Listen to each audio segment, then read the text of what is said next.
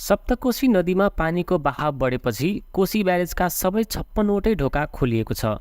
सप्तकोशी नदीमा पानीको बहाव अत्याधिक बढेपछि 56वटै ढोका खोलिएको सुनसरीका प्रमुख जिल्ला अधिकारी हुमकला पाण्डेले जानकारी दिनुभयो। उहाँका अनुसार बिहान 4 बजे नदीमा पानीको बहाव 4,62,000 क्युसेक पुगेको थियो। अहिले भने पानीको बहाव बिस्तारै घट्न थालेको छ। अघि बिहान 7 बजेको मापन अनुसार 4,40,000 क्युसेकमा झरेको प्रमुख जिल्ला अधिकारी पाण्डेले जानकारी दिनुभयो। सप्तकोशीमा 1,50,000 क्युसेक पानी नाघेपछि खतराको संकेत मानिन्छ। अहिले धेरै जोखिम छैन। हामी स्थलगत अवलोकनमै बिहानैदेखि खटेका छौँ। सम्भावित जोखिम कम गर्न उच्च अलर्ट बस्न आग्रह गरेका छौँ। उहाँले भन्नुभयो। कोशी ब्यारेजमा अहिले आवत जावत बन्द गरिएको छ।